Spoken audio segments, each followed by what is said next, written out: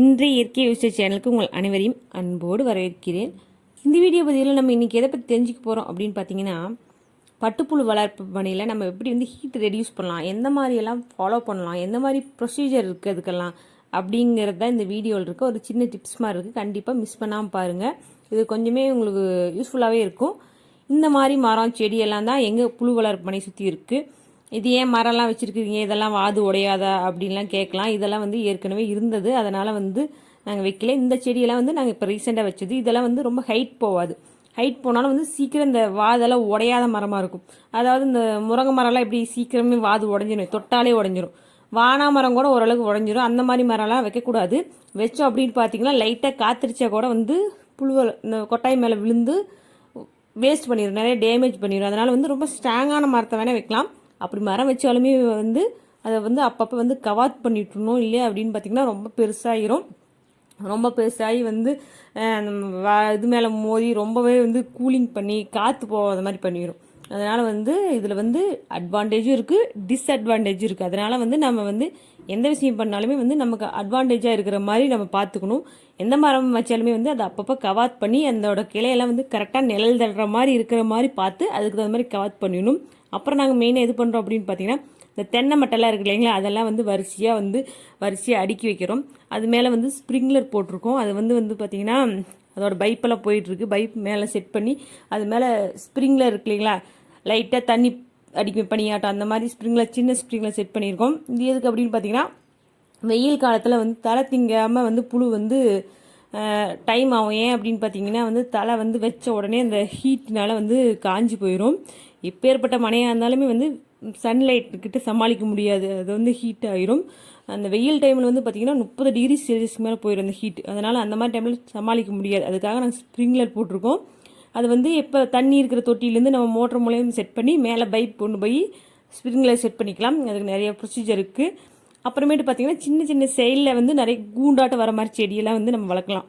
அது என்னது அப்படின்னு பார்த்திங்கன்னா இந்த மாதிரி அரளிப்பூ செடி, இந்த கறிவேப்பிலை செடி, அப்புறமேட்டு பார்த்திங்கன்னா இந்த மருதாணி செடி, அந்த மாதிரிலாம் வச்சிங்கன்னா வந்து ரொம்ப ஹைட் போகாது.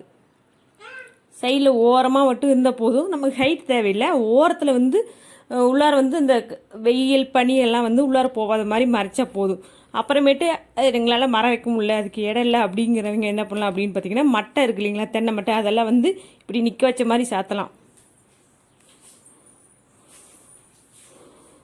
ஏன் அப்படின்னு பார்த்தீங்கன்னா, நமக்கு டைம் இல்லை, நமக்கு மரம் வச்சா வந்து டிஸ்டர்பன்ஸாக இருக்கும், அடுத்தவங்க நிலத்தில் போய் இருக்கும். அதனால் வந்து அதெல்லாம் நம்மளால் பண்ண முடியாது அப்படிங்கிறீங்க வந்து ஓரமாக மட்டை சாத்தணும் அப்படின்னு பார்த்தீங்கன்னா, இது வந்து வெயிலையும் தடுக்கும், பனியும் தடுக்கும், மழையும் தடுக்கும். இது வந்து 3 in 1 அப்படிங்களாம். ஏன் அப்படின்னு பார்த்தீங்கன்னா, மட்டை வந்து பனி உள்ளார வராமல் தடுக்கும், காற்று அதிகமாக அடித்தாலும் வந்து மட்டை வந்து தடுத்துக்கும், கொஞ்சம் கண்ட்ரோல் பண்ணி தான் உள்ளார விடும்.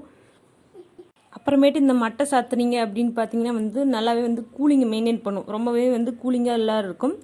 ரொம்ப அந்த மழை காலத்தில் அப்படின்லாம் பார்த்திங்கன்னா அந்த வந்து ரொம்ப கூலிங்காக உள்ளார இருந்ததுன்னு வச்சிங்கன்னா சுண்ணாம்பு கட்டி நோய் அப்படிங்கிறது ஒரு புழுக்கு வரும். அந்த மாதிரி இன்ஃபெக்ஷன் ஒன்று வர வாய்ப்பு இருக்குது, ஓவர் கூலிங்காக இருந்தால் கொட்டாய். அதனால் அந்த மாதிரி டைமெல்லாம் என்ன பண்ணணும்னா, உள்ளார இருந்த கூலிங் வெளியே வரத்துக்கு இந்த மட்டையெல்லாம் கொஞ்சம் கொஞ்சம் ஒதுக்கி விடணும். அந்த மாதிரி ப்ரொசீஜர் இருக்குது. அதனால் வந்து எதை பண்ணாலும் வந்து கொஞ்சம் டீட்டெயிலாக புழு வளர்ப்பு மனையை பற்றி தெரிஞ்சுக்கிட்டு அதுக்கப்புறமேட்டு அதுக்கான செட்டிங், அதுக்கான சுற்றி மரம் நடுறது, அந்த மாதிரி ப்ரொசீஜர்லாம் ஃபாலோ பண்ணுங்கள்.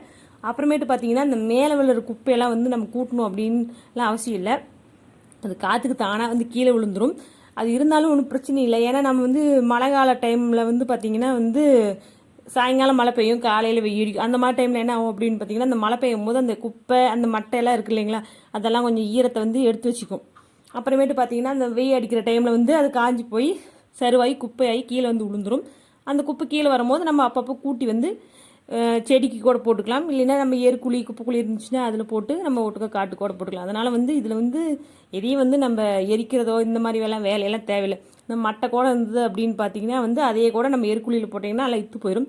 இந்த நடுவான் இருக்க தண்டு மட்டும் தான் நம்ம வந்து வேஸ்ட் பண்ண முடியும். மற்றபடி இந்த ஓரத்தில் இருக்கிற மட்டை எல்லாமே இத்து போயிடும். அதனால் வந்து எதையும் வேஸ்ட் பண்ண தேவையில்லை, எல்லாமே குப்பைக்குழியில் போட்டுடலாம்.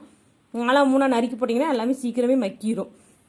இந்த மாதிரி மட்டைலாம் நாங்கள் சாத்தியிருக்கோம். இந்த மட்டையெல்லாம் வந்து பார்த்திங்கன்னா அப்பப்போ வந்து ஒதுக்கி விட்ருவோம். ஏன் அப்படின்னு பார்த்தீங்கன்னா, கூடு கட்டுற டைமில் வந்து நல்லாவே வந்து ஹீட்டு வேணும், காற்று வேணும். அந்த மாதிரி டைமில் வந்து நம்ம இந்த மாதிரி மட்டை சாத்தினா காற்று கொஞ்சம் தடுத்துக்கும். அதனால் என்ன பண்ணுறோம் அப்படின்னு பார்த்தீங்கன்னா, மட்டையெல்லாம் கொஞ்சம் அப்படியே பஞ்சாக ஒதுக்கி விட்டுருவோம். அதுக்கப்புறமேட்டு கூடு கட்டுற வேலை முடிஞ்சு மறுபடியும் புழு வைக்கிற டைமில் வந்து மறுபடியும் ஆர்டராக வந்து வரிசையாக அடுக்கி வச்சுருவோம். இது வந்து பார்த்திங்கன்னா நாங்கள் அடிச்சிருக்க நெட்டு அது அப்படின்னு. இந்த நெட்டு என்ன நெட்டு அப்படின்னு பார்த்திங்கன்னா மீன் வலைக்கு போடுவாங்க இல்லையா மீனுக்கு, அந்த மாதிரி வந்து நெட்டு இது. இந்த நெட்டு மூலிமா வந்து எந்த ஒரு ரோடக்கானவோ இந்த பள்ளியை கூட வரது கொஞ்சம் வாய்ப்பு கம்மி. மெயினாக வந்து பார்த்திங்கன்னா பாம்பு எலியெல்லாம் இதில் வர முடியாது, அணிலெலாம் வர முடியாது. இதெல்லாம் வந்து என்ன பண்ணும் அப்படின்னா மெயினாக புழுவை சாப்பிட்ற பிராணிகள்லாம் இந்த எலி, இந்த பெருச்சாளி, இந்த மாதிரி மூஞ்செலி அந்த மாதிரிலாம் இருக்குது. அப்புறம் மெயினாக வந்து இது அணில் கூட வந்து புழுவையும் சாப்பிடும், புழுவோட கூடையும் சாப்பிடும். அதனால் வந்து இந்த மாதிரி வலை அடித்தோம் அப்படின்னு பார்த்திங்கன்னா இதெல்லாம் வராது. இந்த வலை வந்து ரொம்ப கெட்டி, அதனால் வந்து சீக்கிரம் ஓட்ட பண்ணவும் முடியாது. அப்புறமேட்டு பார்த்திங்கன்னா இந்த மாதிரி வந்து வேப்ப மரம்லாம் ஏற்கனவே எங்கள் செட்டு ஃபுல்லாக வெளியில் இருந்துச்சு. அதனால் வந்து நாங்கள் அதை அப்படியே ஃபாலோ பண்ணுறோம். நீங்கள் புதுசாக வைக்கிறீங்க அப்படிங்கன்னா இந்த மரத்தில் வைக்க தேவையில்லை. ஏன் அப்படின்னு பார்த்திங்கன்னா இது ரொம்ப வந்து நிறைய சருவெல்லாம் உழுவும், அது வந்து ரொம்பவே குப்பையாகும். அப்புறமேட்டு பார்த்திங்கன்னா இது நிறைய கிளைச்சி வந்து அந்த புழுக்கொட்டாய் மேலே மோதும் போது இது வழியாக பாம்பெல்லாம் வரத்துக்கு வாய்ப்பு இருக்குது.